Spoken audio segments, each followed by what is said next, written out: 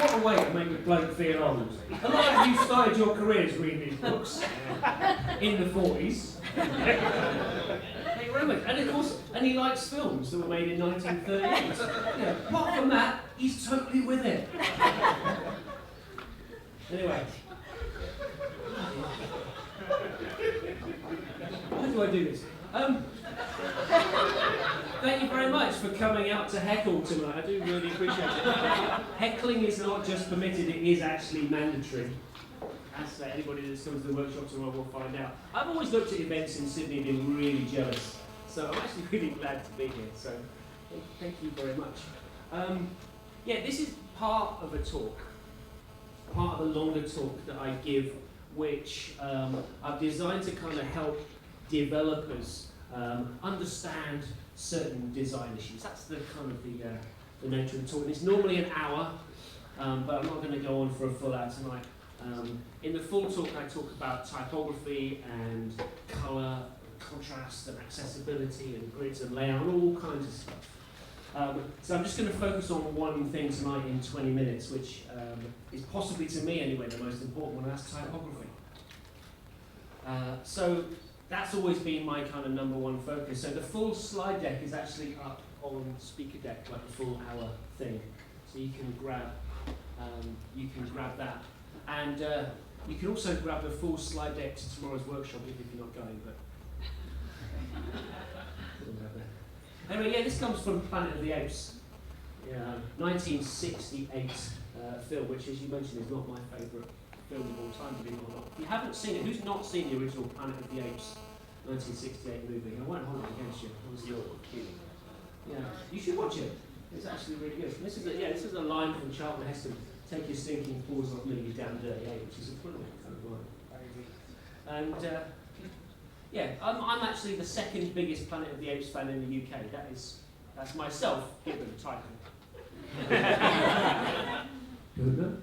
I think that the biggest Planet of the Apes fan in the UK is an actor called Shane Ritchie. You heard of EastEnders?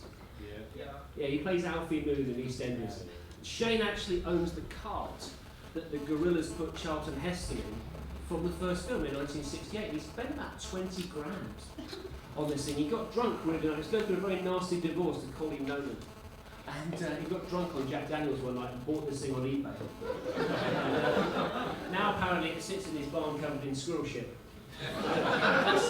That isn't what the talk's about. The talk's about design, and in particular how designers and developers can maybe better work together as a sort of a theme of my talk at Respond today.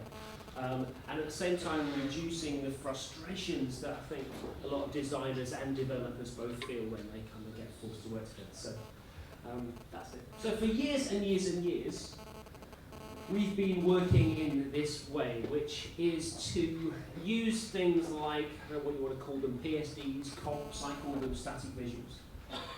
We use these type of tools to communicate our design ideas and much, much more. And this type of visual, in all honesty, has never really been the best tool for communication when it comes to web design. You've got to think about all the things that it is impossible to communicate through a static picture of a website.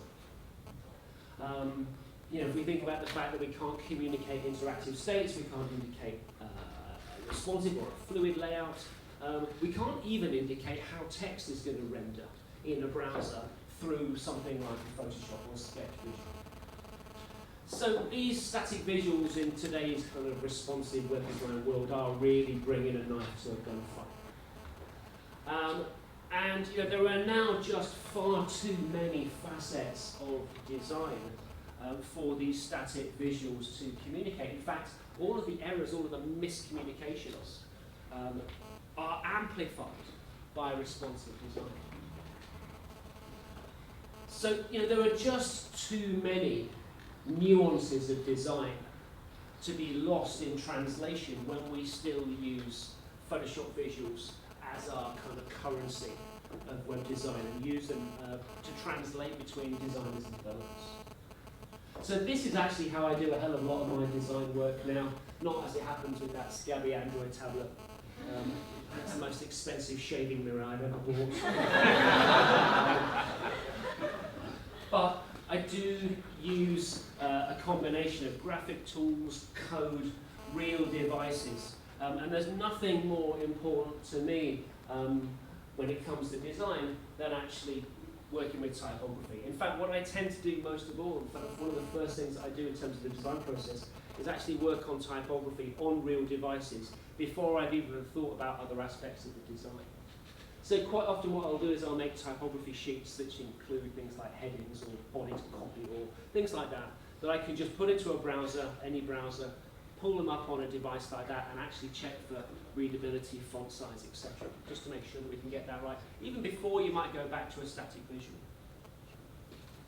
So I'm going to go through several aspects of typography that are difficult to communicate through a static visual and often get misunderstood or they get missed off altogether. So is that cool? Right, let's start. Let's start with a term that came up today in a talk. Let's talk about a term called the measure.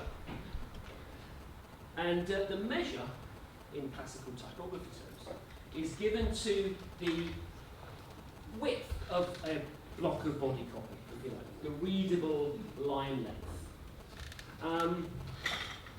Does anybody know why it might be called the measure?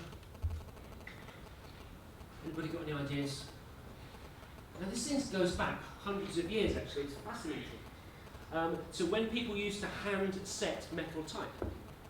And what a typesetter used to do was he used to get a piece of,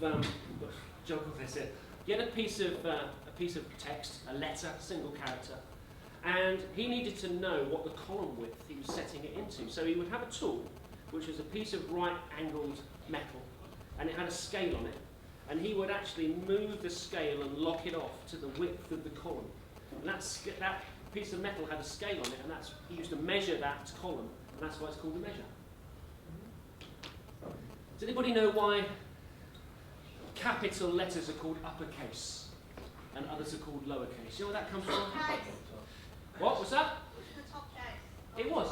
Absolutely. Well, yes, you can have a beer as your price. Another one, obviously.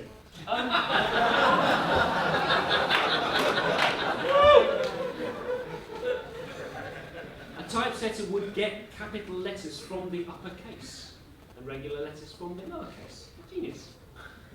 Anyway, this block of text is too wide to read comfortably. I mean, you know, I know you don't normally read it on a big screen like this, so you're not normally having to turn your head, but it's too wide to read in print or particularly online. It requires a lot more kind of cognitive load. It's not a comfortable read. So what we can do to make this text more readable is we can adjust the measure, and there are several different ways of doing this. We can make the actual column width narrower. That's going to adjust the number of words, characters per line. We can also increase the text size. So we might go from something like that to something like that. So we don't always have to change the layout. We can actually just change the text size itself. But even so, this text is still too uncomfortable to read for long periods. Now, an optimum measure is usually about 2 to 3 alphabets. So that's 52 to 78 characters, including spaces. So this measure here is actually sort of right in the slap bang in the sweet spot, 57 characters per line. Now, we should always remember that there are other things that we need to do to type when we change the measure. So, for example, when we adjust the measure, we should also adjust in what we call in CSS line height. In traditional typesetting, it's called leading, and those two things are not the same. So when we increase increase readability, we can do that through adjusting the line height when we alter the measure. So, for example, when line height isn't optimal, whether it's either too loose or it's too tight, we need to, as readers, we need to try to concentrate to find the start of the next line. So our eyes go all the way to the end of that first line, and then they have to sort of struggle to find the beginning of the next line. If it's too tight, sort of everything's really dense. If it's too open, it's sort of a lot harder, so a bit more sort of cognitive load. So here's that too tight leading again, or line height again, and that's the difference when we open up the leading or the line height. Makes a huge difference when we alter the measure. Here's something that we see that kind of goes wrong all the time. When we see kind of a narrow, let's say a sidebar, or a box of content, something like that, we often see line height that's too loose. We can improve typography dramatically by changing the line height inside smaller blocks of text. So for example here, our eye is really consciously searching for the start of that next line. So here's that too loose line height again, and here's the difference when we change it, for example, between, I don't know, let's say 1.4 and 1.3, something like that. So if I flick backwards and forwards, you see just by changing that line height or that leading, we've made that text enormously more readable. Okay, now it's important to remember that we need to change the typography when we do other critical design decisions, like for example work on white text on black background. So we're reversing the design out. So here's a normal paragraph of copy. And when we reverse it out, the text actually becomes a lot harder to read, not just because of the reversing contrast. So we can fix that in different ways. Here we can increase the line height from, let's say, 1.3 to 1.4, and that becomes immediately more readable. And there's some other things that we can do when we work on reversed out layouts as well. One is to increase the tracking, and that's actually the space between, in this case, words, and we can do that in CSS. So we go from something like that to something like that, and use word spacing in CSS. So here's a bit of CSS, because this is SydCSS. I was warned to throw a few bits in. Here's our regular paragraph with a line height of 1.3, and then we have our reversed out paragraph where we just change the line height to 1.4 and change the word spacing to, in this case, 1 row. Another thing to remember, sans serif typefaces generally require a looser line height. So we're looking here at something like a Helvetica. Serif typefaces, they generally benefit from tighter leading, tighter line heights. Now, I get very, very picky when it comes to line height in CSS, particularly when it comes to responsive layouts. If you dig into any responsive site, plenty of responsive sites, you'll actually find that what most people do is they'll just set, for example, 1.5, line height 1.5 on the body element. Who's guilty of that? And you're not really changing it. You're not changing it from sort of small screen phone sizes all the way through tablets or desktops. You know, you're never really changing that line height. And it's something that it's very important to do. You know, the measure is changing, therefore the line height needs to change. All right, let's turn our attention to a few other typographic annoyances, or things that keep me up at night, or make me think, why don't people spot these things? Let's start with one of these. This is a common hyphen. Now, what do you use a hyphen for? There are several proper cases for using a hyphen. The first is when we split words over 2 lines. For example, within a justified layout, not that we tend to do justification that much on the word. So here, for example, science fiction, we're using that word, that hyphen, to join 2 halves of the same word. Or we can use it to actually combine 2 words together. This is a proper use of a hyphen. This, on the other hand, is not a hyphen. This is slightly longer. This is called an EN, or an N dash. What's the difference between this and our common or garden hyphen? Well, it's longer, for one thing. It's longer than your common or garden hyphen. But why? What do we use an N dash for? Well, we use an N dash in a number of different ways. One is to denote a range. So, for example, here if we're writing ages 9 to 10 or pages 90 to 100, we might be separating 2 months. So we might even be saying, we might use it for a replacement of the word to, for example. So, you know, May to August 1967, or Earth to Mars. We can use that case for it. It denotes a range. Now actually, yep, here's some actual code that we can use. There are keystrokes on a Mac. I think it's what is it? Alt, Shift, and the hyphen key, something like that. I always forget these kind of things. This becomes like muscle memory. If you want to know what the correct sort of typographic entity values are, who uses text expander on a Mac? More people should use text expander on a Mac. I've actually got a key that I use to expand little text snippets.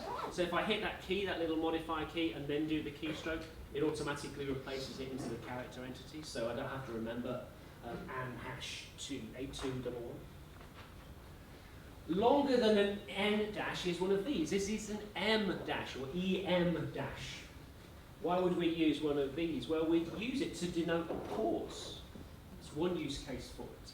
So for example, in this particular paragraph, we say, Taylor's recaptured by gorillas and his injured throat, now being healed, shouts, take your stinking paws off me, you damn dirty animal. So it's used to denote sort of like a pause or a slight change of direction, or a separate train of thought within a paragraph or sentence. Now, something that some people kind of get wrong every now and again is that when they use things like EM dashes, they put a space either side of it. This is very bad. This is sort of one of those things that people have learned in bad typography school. A little bit like how your mum might still put 2 spaces after a period when she types something. You know when people do that? Oh man, it drives me insane. Because it just comes from typewriter days. It's something Microsoft Word has really taught people a lot of bad typography habits. So you should never put a space before or after an EM dash. Now, if you, depending on the typeface, if you want to add a little bit of space, you can actually use something like a hair space or a thin space. That's a particular entity. You can Google them, depending on the typeface. But generally speaking, there should be no spaces between the N dash or the M dash and what's either side of it. And this slide contains one deliberate mistake, which I should let you take in for a moment while I drink some cider. I'm ignoring the man down the front that says halfway through on his sign, by the way. And so we're setting the right expectations. I would like to think we've got a bus to catch. Right. Other reasons for using an EM dash. What was the mistake? What? What was the mistake? You'll find out any moment now. So, use an M dash to denote a pause or a separate train of thought. Here's some CSS. Here's the typographically correct entities for those spaces that I mentioned. You can grab all of this stuff from the speaker deck. You can use, something else you might not know, you can actually use EM dashes to indicate missing letters in the word. So if you want to swear on Twitter, it's actually okay, as long as you replace the CK with a couple of with M dashes. Let's talk about something else that I go ape shit about. What is this not? This is not a quote. Thank you. This is something else. This is something called a prime. This is a particular kind of prime. We call it a single prime. This, amazingly enough, we call a double prime. Spookily. Now, here's a use case for actually using primes correctly. This is actually the standing height of a gorilla. I researched these slides very thoroughly. So we can use a single prime for feet and a double prime for inches. Here's something you might not know. You can use them for time as well. So 5 hours, 11 minutes is a correct use case for time. What primes are not and should never be used for is for quotations. These are the things that you should use for quotations. They are called curly quotes. Look at that with those 6s and 9s. That's the shape. And here's some entity values and keystrokes for those specific typographic quotations. It makes such a difference add such an extra level of polish or professionalism when we use the right quotations. So there's the double quotes and the single close quotes. Use the right quotations where you can. The BBC is awful for this. You see the little ticker coming along the bottom of the BBC TV show in the UK, and it's always primed. It drives me nuts. We've gone through so many televisions.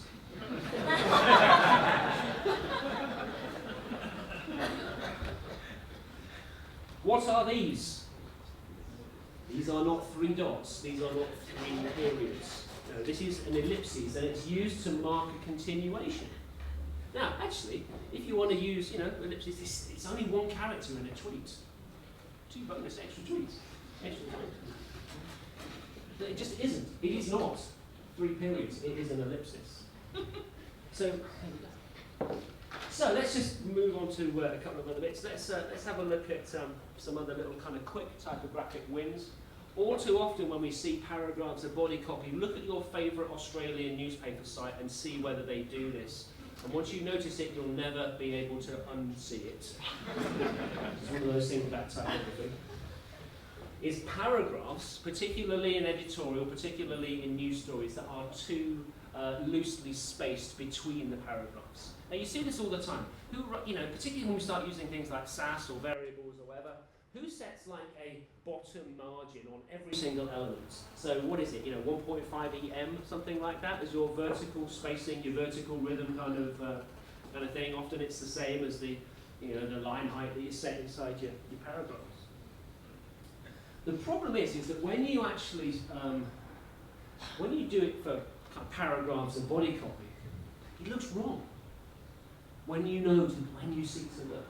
So, for example, this. That's amazing. I never made that noise before ever.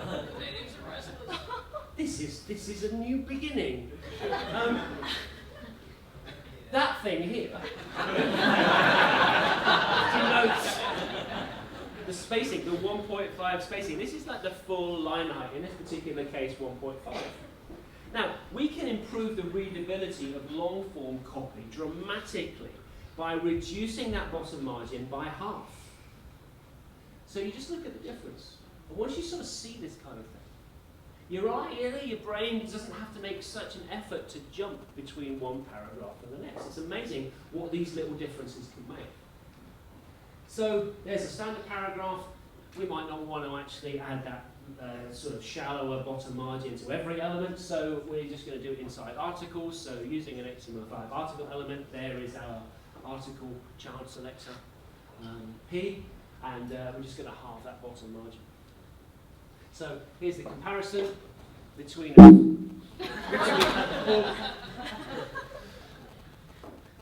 a full line height and between paragraphs on the left and the half line on the right. Makes such a difference. Now, some designers might actually choose to indent rather than space. They might choose to put an indent at the beginning of a paragraph. You can see it right there.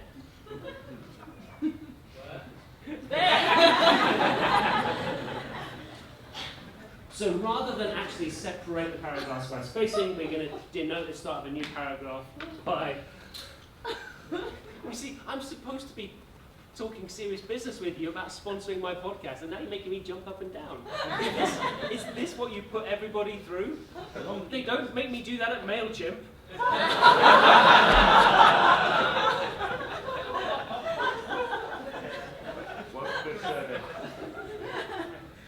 Never do both.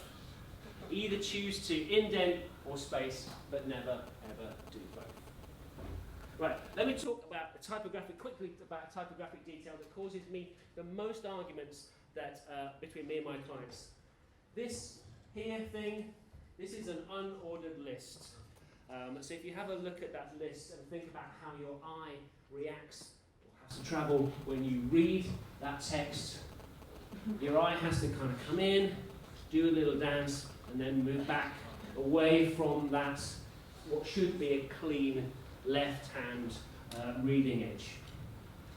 Long sentences inside an unordered list make it even worse, and you do see this particularly in, for example, news snippets. Your eyes all over the place. And your brain really needs that clean hand, that clean left-hand edge to help it through the text. So what we can do to preserve that clean left reading edge is to move the markers outside the left edge and into the margins.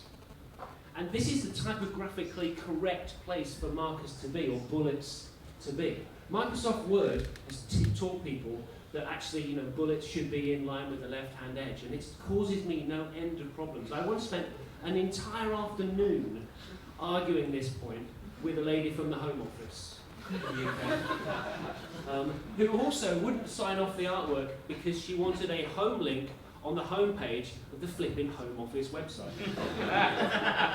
You pick your battles. Is there a question at the back, or is it a heckle?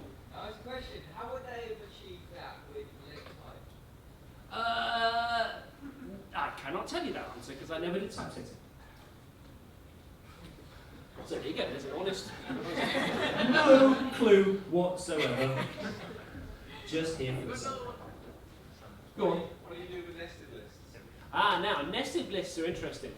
Nested lists, you can actually, you put more space above the start of the nested list. So this is another technique. If you can't win the argument, which I didn't in this particular case, you can do some extra things, which I might talk about, I can't remember, where actually, if you need to keep the markers in line with the left-hand edge, you can just double the margin top and bottom. And that's a sort of a good technique for nested lists as well. So it just makes the page look better, and it makes reading much, much easier. So here's a sort of a standard bit of CSS. Be careful though, we see this a little bit on responsive sites when people set that declaration a little bit too early in the little responsive stack, and you sometimes find those markers disappearing off the side if there's not enough margin on the phone to hold them. So you're probably going to introduce that when the browser gets to a reasonable breakpoint. So yeah, you can double top and bottom margins if you can't win the argument, or if you want to do nested lists. And it's important to change these margins at wider breakpoints as well. So here's a couple of other little bits before you go. This is the kind of thing where I hope that when you go away from here, having sort of seen this kind of stuff, you'll never be able to unsee it. Your wives and husbands and partners will hate you for pointing this thing out as you're driving down the motorway. Now, look at the kerning on the back of that van. That's saying quite a lot. Now, copyright symbols at the bottom of websites. Planet the Apes Copyright 20th Century Fox. Is there something that annoys you about that? Because there bloody is about that annoys me. It's that. If you look at the baseline to the text, you see this now? You see the relationship between that baseline and the little C inside the circle? You'll never unsee it. We can fix that with a little bit of baseline shift. Now, we're going to come on to brackets in a minute. Right, we can fix that. Now, this is not an elegant solution, I will warn you. But, some things are worth doing. Does that look better? Oh, it looks so much better to me. You don't take it all the way down. The C doesn't join the baseline. It's just kind of a little bit of a nudge, moving it down, part way between the circle and that kind of inner C. Much better. This is not an elegant solution. You might actually have to do something like that, where you have to wrap it in a span or something. But there's worse things that can happen, to be honest. And then you're just moving around. This is what relative positioning was made for. You just kind of nudge it down 0.08 ems and everything looks much better. Look, I will never notice, with a sense of pride. Devil's in the details. Look at the difference between the two, and you'll never be able to forget it. Do you like brackets? Ben? We'll do some brackets now. Look at this. Look at these. Look at your large parentheses. See how they fall behind? They fall way below the baseline. They've got a really strange relationship to some characters, including this uppercase C. We can fix that with an inelegant bit of baseline shift as well. And it just looks so much better. So much better. Obviously, how much is going to depend on the typeface itself. It does require that extra element. It's not. Well, you're not going to do it for every bracket.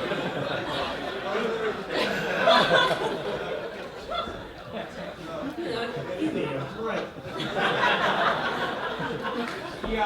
You can find a more elegant solution than that. It's horrible, but doable. We do worse. We use WordPress, for Christ's sake.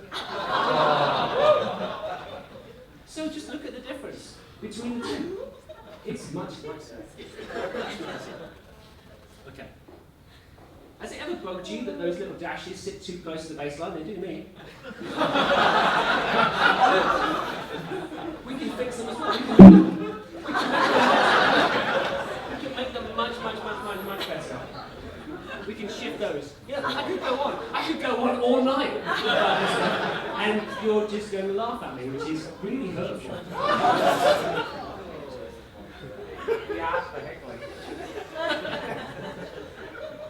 Right, the point I'm making with all of this is that, and it is an important point, believe it or not, is that I think that developers, and I haven't asked who's a developer in the house, but I think that it's really important that developers, people that implement the things that we make, should understand typography and other related kind of design issues, so that we can maintain a level of quality right the way through to the finished product. I think that's extremely important. Which, you know, these things that we've relied on for such a long time, they do have their merit. There is still a place for visuals and for graphical tools like Photoshop or Sketch, something like that within a design workflow. But to use them how we have used them, you know, working in maybe separate teams or separate departments or separate buildings where the method of communication is to look at a visual, where the method of a client signing off the creative is on a static visual rather than on something which is off the web in terms of HTML and CSS. And there's such an enormous amount of frustration that we can avoid if we have a better understanding of what each other do. And find better ways to communicate design. So I've written a lot about designing in a browser over the years. This isn't really so much about that. This is about understanding that if we're going to design and develop our best work, then we need to maybe think differently about how we work together and about how we relate. So far from this actually being about developers keeping their stinking paws off my design, this is much more about developers getting much more hands-on, much more paws on. I can't believe I just said that. So that both in terms of the preliminary stages of a design where we might be doing things like choosing type sizes or color contrast or layout decisions or all that kind of stuff, that, you know, designers can stop wasting time making endless design artifacts and actually get on with the process of designing. And I think everybody is going to benefit from that. So thank you very much for heckling. That's been really good. And you know, if you have enjoyed tonight, I do a podcast, and I'd be grateful for you to listen. So thank you very much indeed.